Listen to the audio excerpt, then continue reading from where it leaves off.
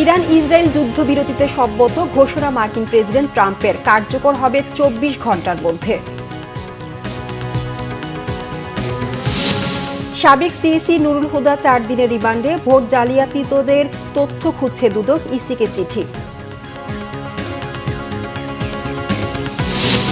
নতুন বাংলাদেশ গড়তে কাব স্কাউটদের আত্মত্যাগের প্রশংসা ডক্টর ইউনূসের, ভবিষ্যৎ পৃথিবী রচনায় এ অভিজ্ঞতা কাজে লাগানোর আহ্বান।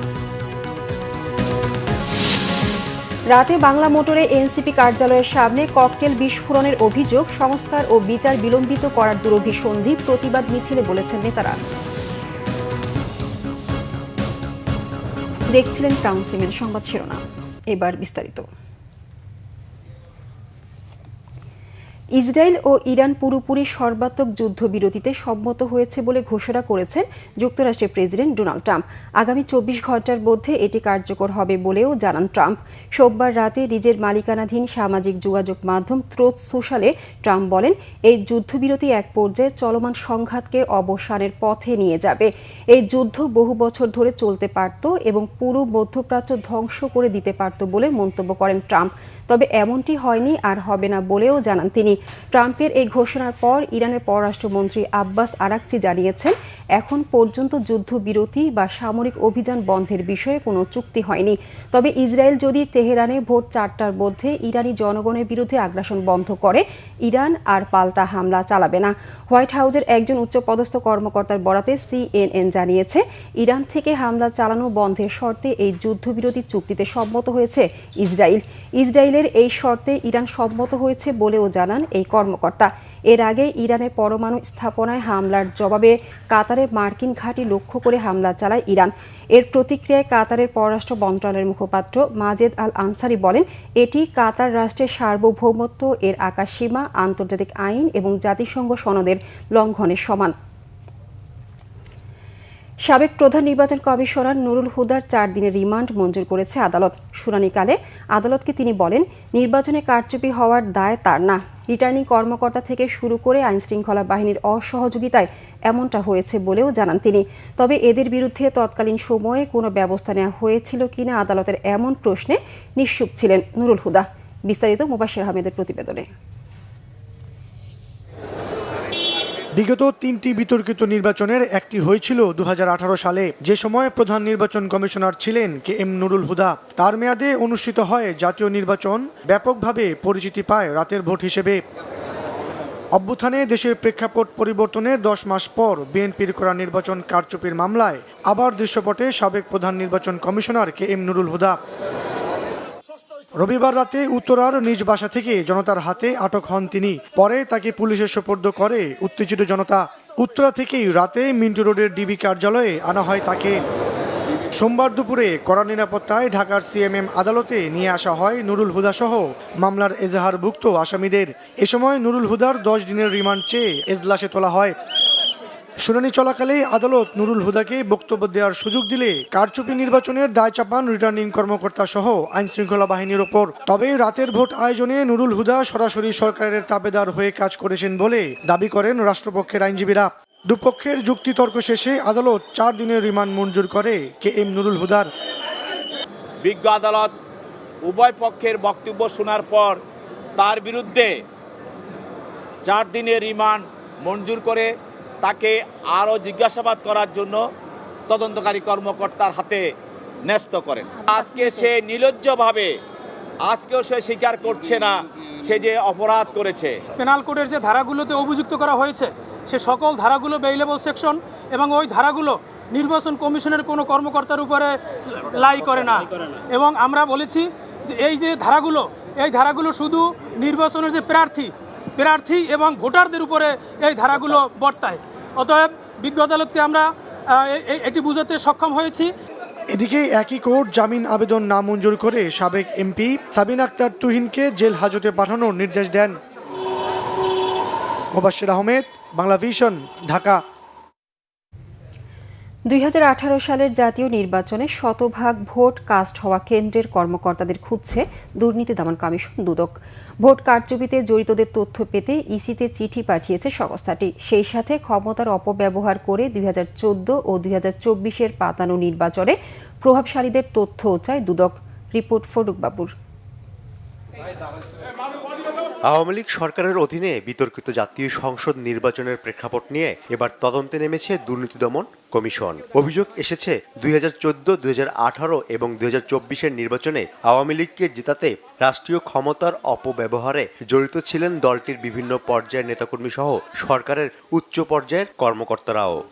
সন্ধান দল রেকর্ডপত্র সংগ্রহের জন্য অধিযাচনপত্র প্রেরণ করেছেন এবং অনেক ক্ষেত্রে তারা কিছু কিছু রেকর্ডপত্র পেয়েছেন। আরও যেসব তথ্যাদি প্রয়োজন সেই জন্য তারা কাজ করছেন এবং সব রেকর্ডপত্র প্রাপ্তি শেষে সংশ্লিষ্ট অভিযোগ প্রমাণের সহায়ক যারা রয়েছেন এবং যারা অভিযোগ সংশ্লিষ্ট ব্যক্তি রয়েছেন তাদেরকে জিজ্ঞাসাবাদ শেষে তারা প্রতিবেদন দাখিল করবেন। চলতি বছরের জানুয়ারিতে এসব অভিযোগের অনুসন্ধানে নামে দুদক। তখন গঠন করা হয় 5 সদস্যের কমিটি। অনুসন্ধান দল এবার 2018 সালের নির্বাচনে শতভাগ ভোট পড়েছে এমন কেন্দ্রের কর্মকর্তাদের তথ্য চেয়েছে নির্বাচন কমিশনে। আমাদের কাছে তথ্য রয়েছে যে 13টা নির্বাচনী কেন্দ্রে শতভাগ ভোট কাস্ট হয়েছিল। এরকম 13টা জেলাতে আমাদের যে এনফোর্সমেন্ট টিম রয়েছে তারা এটা নিয়ে কাজ করছেন এবং এটা ছাড়াও তারা আরও অনেকগুলো বিষয় নিয়ে কাজ করছেন। যেই আমাদের যে নির্বাচনী অফিসগুলো রয়েছে সেখানে সংগঠিত বিভিন্ন অনিয়ম ও দুর্নীতির যে অভিযোগগুলো রয়েছে সব নিয়েই আমাদের টিম সেখানে কাজ করছেন। এরই মধ্যে 2018 সালের প্রধান নির্বাচন কমিশনার AKM নুরুল হুদাকে গ্রেফতার করা হয়েছে। দুদক মহাপরিচালক জানিয়েছেন চাইলে তাকে শতভাগ ভোট কাস্টের অপরাধে গ্রেফতার দেখানো যায়। ফরুক বাবু, বাংলা ভিশন, ঢাকা। স্বরাষ্ট্র উপদেষ্টা অবসরপ্রাপ্ত লেফটেন্যান্ট জেনারেল জাহাঙ্গীর আলম চৌধুরী বলেছেন, সাবেক নির্বাচন কমিশনার নুরুল হুদাকে আটকের সময় মব জাস্টিসের যে ঘটনা হয়েছে তা কাম্য নয়। গাজীপুরের মৌচাকে হলিকালচার সেন্টার পরিদর্শন করে সাংবাদিকদের প্রশ্নের জবাবে একথা বলেন তিনি। স্বরাষ্ট্র উপদেষ্টা বলেন, রবিবার সাবেক প্রধান নির্বাচন কমিশনার হাবিবুল আওয়াল গ্রেপ্তারের যে খবর প্রকাশিত হয়েছে তা সঠিক নয়। তাকে এখনও গ্রেপ্তার করা হয়নি। উত্তরা থেকে সাবেক প্রধান নির্বাচন কমিশনার নুরুল হুদাকে আটকের সময়ের মব জাস্টিস অনাকাঙ্ক্ষিত। এমন ঘটনায় আইন শৃঙ্খলা বাহিনীর কেউ জড়িত থাকলে তা তদন্ত করে ব্যবস্থা নেওয়া হবে। পরে উপদেষ্টা হর্টিকালচার সেন্টারে বিভিন্ন এলাকা ঘুরে দেখেন। কর্মকর্তা কর্মচারীদের নানা দিক নির্দেশনা দেন তিনি। মিডিয়া বলতেছেন যে হাবিবুল আউয়াল অ্যারেস্ট হয়েছে, ইনফ্যাক্ট এখন পর্যন্ত অ্যারেস্ট হয়নি। অ্যারেস্ট হয়েছে নুরুল হুদা সাহেব উত্তরা থেকে। বাট ওনার যেভাবে করা হয়েছে যে মব জাস্টিস, এটা হলো কোনো অবস্থায় গ্রহণযোগ্য না। এই সব কোনো ঘটনা ঘটলে আইন শৃঙ্খলা বাহিনীর কাছে তারা হস্তান্তর করবে এবং আইন শৃঙ্খলা বাহিনী প্রপার অ্যাকশন নেবে। আর ওখানে আরেকটা দেখা গেছে যে আইন শৃঙ্খলা বাহিনীর সামনেও ওনার উপরে করা হচ্ছে। এটার জন্য আমরা একটা তদন্ত করে দেখব। এটার সাথে যদি কোনো আইন শৃঙ্খলা বাহিনী জড়িত থাকে তাদের বিরুদ্ধে আমরা আইনানুগ ব্যবস্থা নেব। লন্ডন বৈঠকের মধ্য দিয়ে দেশ নির্বাচনী টানেলে প্রবেশ করেছে বলেছেন বিএনপির স্থায়ী কমিটির সদস্য আমির খসরু মাহমুদ চৌধুরী। সোমবার বিকেলে গণফোরামের সাথে বিএনপি লিয়াজু কমিটি বৈঠক শেষে কথা বলেন তিনি। ডক্টর ইউনূস তারেক রহমান বৈঠকের পর ফেব্রুয়ারিতে নির্বাচনের ঘোষণায় ভোট আয়োজনে সব সংশয় কেটে গেছে বলেও দাবি তার। জানা নির্বাচনের তফসিল ঘোষণায় আরও কিছুটা সময় অপেক্ষা করতে হবে। সাংবাদিকদের প্রশ্নের জবাবে আমির খসরু বলেন, বিএনপি মবের বিরুদ্ধে শক্ত অবস্থানে রয়েছে, এখান থেকে সরে আসার সুযোগ নেই। দলের কেউ এর সাথে যুক্ত হলে ব্যবস্থা নেওয়া হবে বলেও জানান তিনি। গণফোরামের পর সন্ধ্যায় এনডিএম এর সাথে বৈঠক করে বিএনপি লিয়াজু কমিটি। বিএনপি সরে দাঁড়াবে না। বিএনপি বাংলাদেশের সহনশীল পরস্পরের সম্মানবোধের রাজনীতি প্রতিষ্ঠিত করার জন্য অঙ্গীকারবদ্ধ। এখান থেকে সরার কোনো সুযোগ নাই।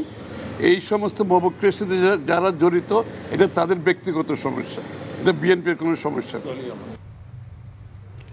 টানা 40 দিন পর গতি ফিরেছে ঢাকা দক্ষিণ সিটি কর্পোরেশনে। নাগরিক সেবা চালুর পাশাপাশি ইশরাক হোসেনকে মেয়র হিসেবে দায়িত্ব বুঝিয়ে দেওয়ার দাবিতে আন্দোলন চলমান ছিল গতকাল। সকল বিভাগের কর্মকর্তা কর্মচারী এলেও নগর ভবনে আসেননি প্রশাসক আর প্রকৌশলীরা। সেবা পেয়ে সন্তোষ জানায় নগরবাসী।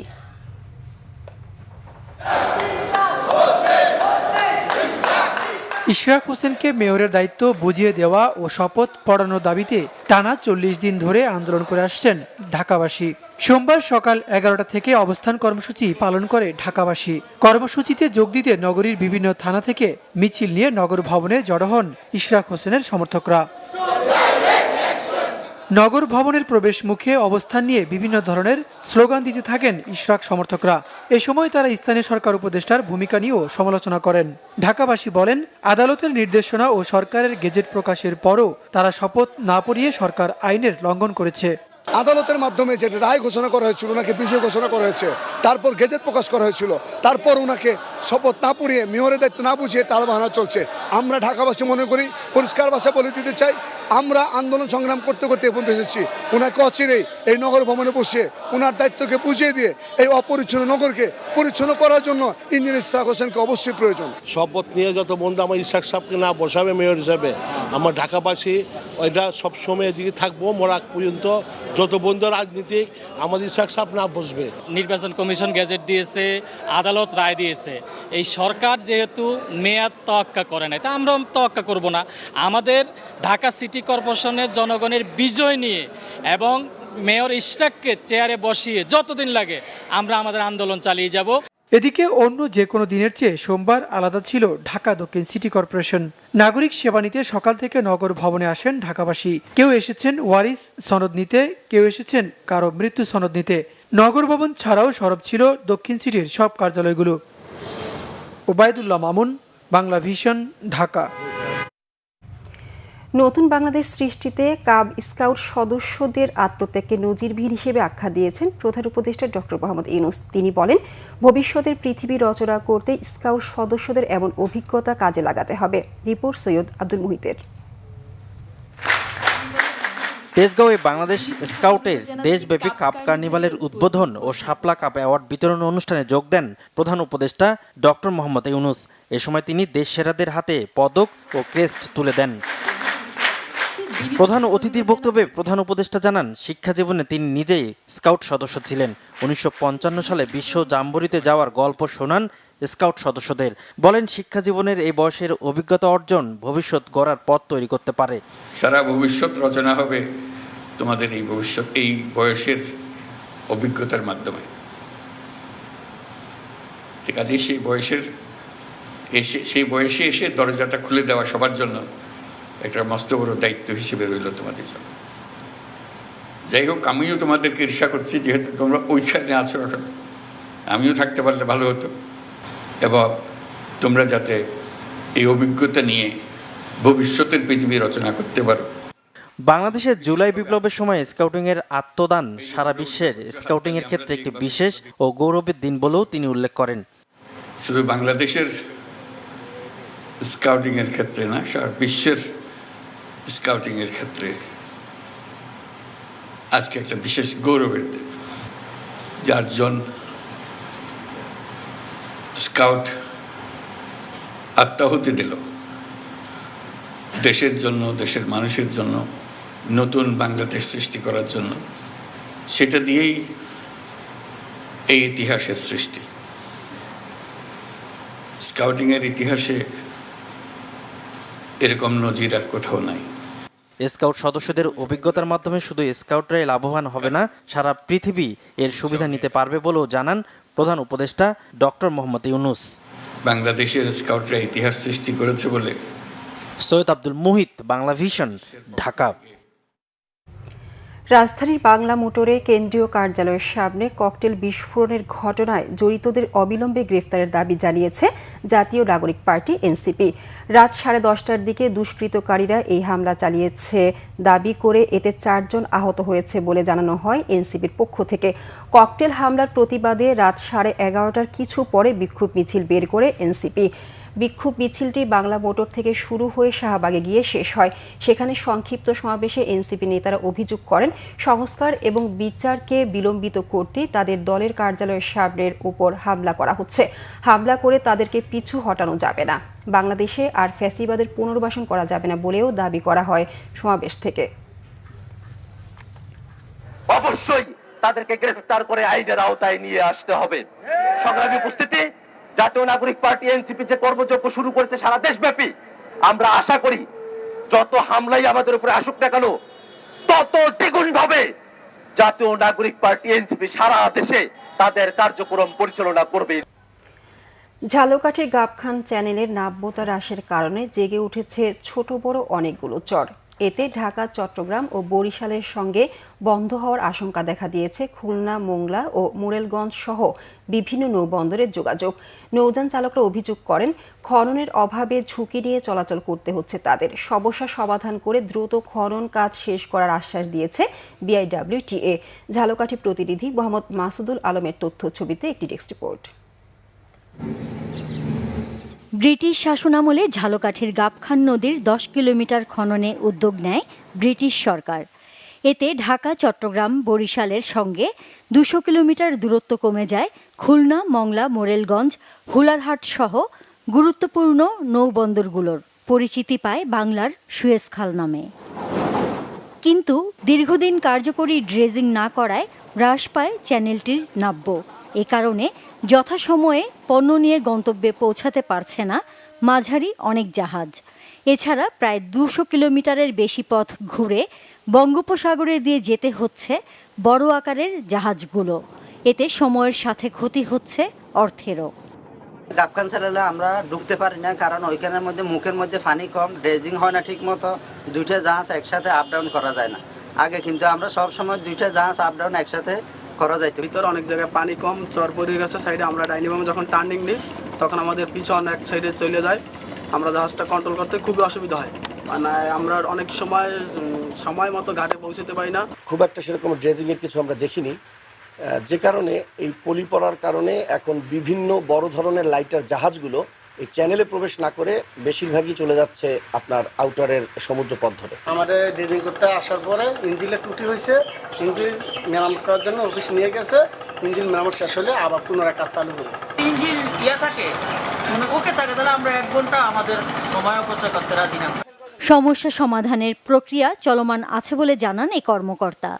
গাবখান চ্যানেলের যে এন্ট্রান্স পয়েন্ট ঝালকাঠির প্রান্তে, এখানে 2 সাইডটা হতে একটু ন্যারো হয়ে গেছে মুখটা। তো এটাকে প্রশস্ত করার জন্য চাহিদা মানে আপনার মালিক সমিতির চাহিদার আলোকে এখানে বিআইডব্লিউটি একটা ড্রেজার প্লেস করা হয়েছে। হয়তো ড্রেজিং কার্যক্রম আমাদের চলমান আছে। আমরা কিছু মাটি কাটছিও, একটা কাটিং আমরা শেষ করে ফেলছি।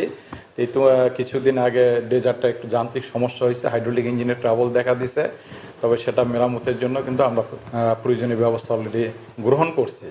দ্রুত চ্যানেলের নাব্যতা ফিরিয়ে আনতে কর্তৃপক্ষ কার্যকরী ব্যবস্থা গ্রহণ করবে এমন প্রত্যাশা স্থানীয়দের। Bangla vision news desk. এবারের ঈদে সবচেয়ে ভালো মানের কোরবানির পশুর চামড়া বর্গফুট প্রতি সর্বোচ্চ 39 টাকা দরে বিক্রি হয়েছে।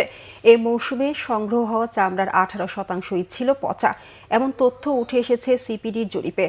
অথচ ঢাকায় বর্গফুট প্রতি লবণযুক্ত চামড়ার দর সরকার ঠিক করেছিল 60 থেকে 65 টাকায়।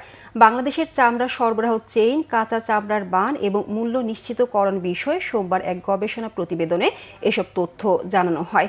সিপিডির গবেষণা পরিচালক ডক্টর খন্দকার মোয়াজ্জেম বলেন, কোরবানির সময় লবণযুক্ত চামড়ার পরিবর্তে কাঁচা চামড়ার দর বেঁধে দেওয়া উচিত ছিল। ন্যায্য দর নিশ্চিতে চামড়া খাতে বিদেশি বিনিয়োগ নিশ্চিতের উপর জোর দেন তিনি। দেশের চামড়া ফেলে দিয়ে পণ্য রপ্তানির জন্য বিদেশ থেকে চামড়া আমদানির যৌক্তিকতা নিয়েও প্রশ্ন তোলেন আলোচকরা। ট্যানার্স অ্যাসোসিয়েশনের সভাপতি শাহিন আহমেদ এ শিল্পের সংকট কাটিয়ে উঠতে তরল ও কঠিন বর্জ্য ব্যবস্থাপনা নিশ্চিতে সরকারের উচ্চ পর্যায়ের কমিটি গঠনের তাগিদ দেন। অনুষ্ঠানে চামড়া ন্যায্য দাম নিশ্চিতে বিকল্প বাজার তৈরি এবং কাঁচা চামড়া রপ্তানির সুযোগ দেওয়ার সুপারিশ করেন বিশেষজ্ঞরা। এবার খেলার সংবাদ।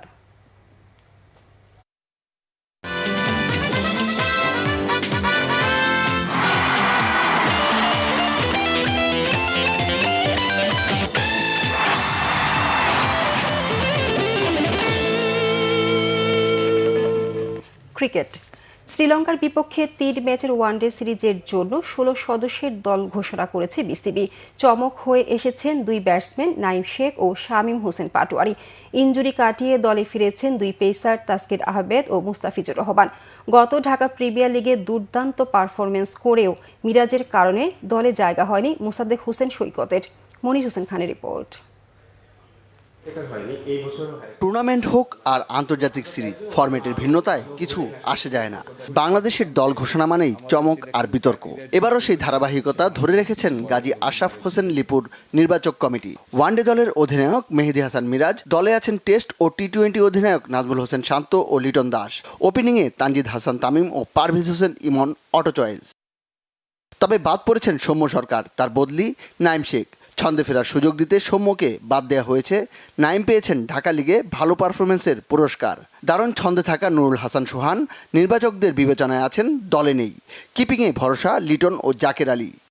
বিকল্প আজকে যে নাইম শেখ আসলেন, তিনিও কিন্তু তার যে খেলার ইন্টেন্সিটিটা, আমাদের টপ যে দুজন ওপেনার ব্যাটিং করছেন সেই একই ইন্টেন্সিটিতে ব্যাট করার মতো সক্ষমতা একটা নজির রেখেছেন কিন্তু ঢাকার ক্রিকেটে। তিনি তাকে কিছুটা বদলেছেন।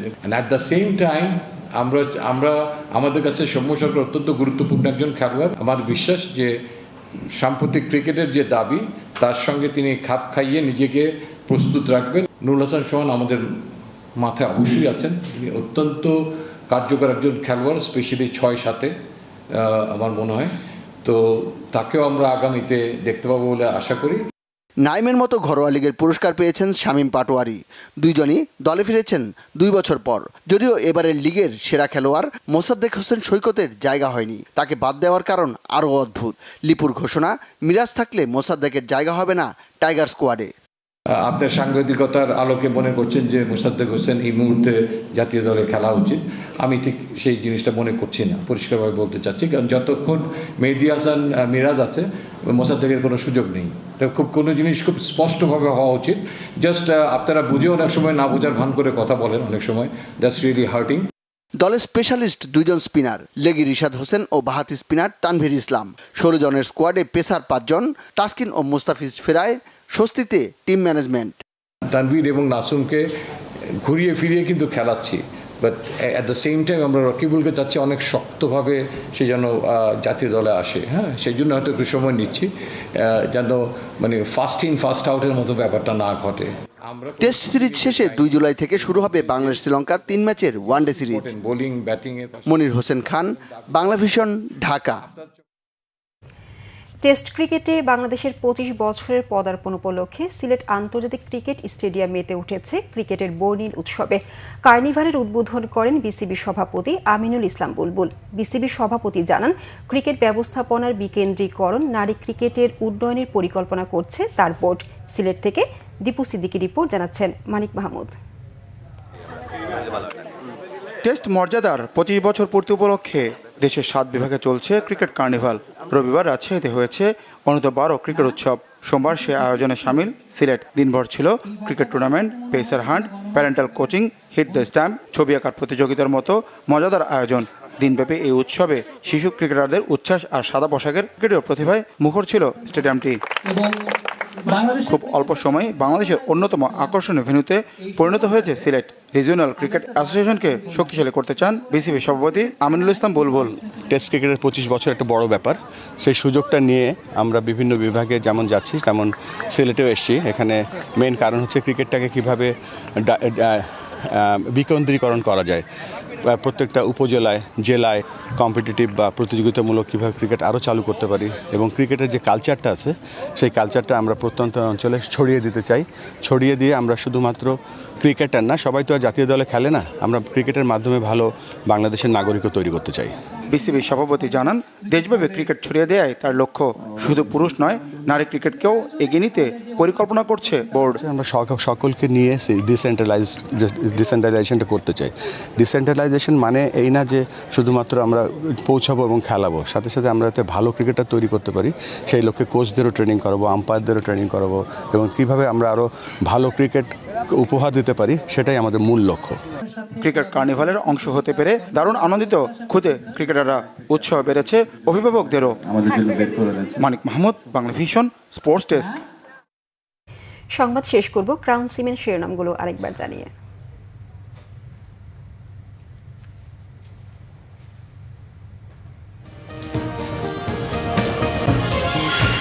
ইরান ইসরায়েল যুদ্ধবিরতিতে সম্মত ঘোষণা মার্কিন প্রেসিডেন্ট ট্রাম্পের, কার্যকর হবে 24 ঘন্টার মধ্যে। সাবেক সিইসি নুরুল হুদা 4 দিনের রিমান্ডে, ভোট জালিয়াতদের তথ্য খুঁজছে দুদক, ইসিকে চিঠি।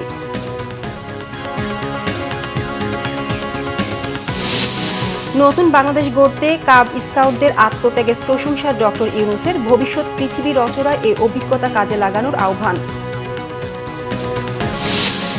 রাতে বাংলা মোটরে এনসিপি কার্যালয়ের সামনে ককটেল বিস্ফোরণের অভিযোগ, সংস্কার ও বিচার বিলম্বিত করার দুরভিসন্ধি, প্রতিবাদ মিছিলে বলেছেন নেতারা। এই ছিল এখনকার মতো, পরের সংবাদ সকাল 10টায়। এর আগে 9টায় রয়েছে নিউজ টপ 10। এছাড়া বাংলাদেশের সংবাদ ও সংবাদ সংশ্লিষ্ট অনুষ্ঠান দেখতে ভিজিট করুন www.bvnews24.com ও facebook.com/bangladesh news এবং সাবস্ক্রাইব করুন youtube.com/bangladesh news। ধন্যবাদ সবাইকে।